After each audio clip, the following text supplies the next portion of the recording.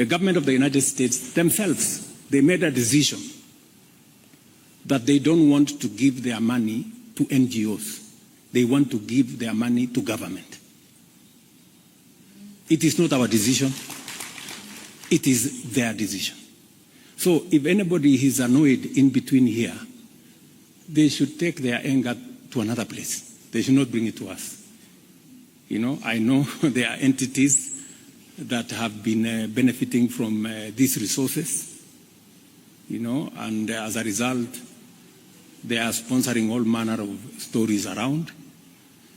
If they have a problem with the current structure, they should go and talk to the government of the United States, because they are the ones who decided that for efficiency and efficacy, they want these resources to come directly to government and to give assurance to the county governments here that those resources will find their way to our counties.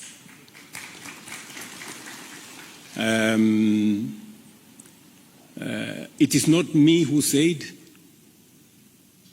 it is the government of the United States that they did not want to continue funding the NGO industry. It is them who said. So, tafadhalini, please. Kama kuna mtu amekasirika kwa sababu, you know, walikuwa wanatengeneza pesa, sijui wako na maofisi kubwa kubwa, naendesha gari kubwa.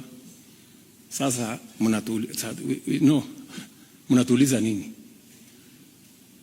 So I just wanted to clarify that particular point so that we are clear.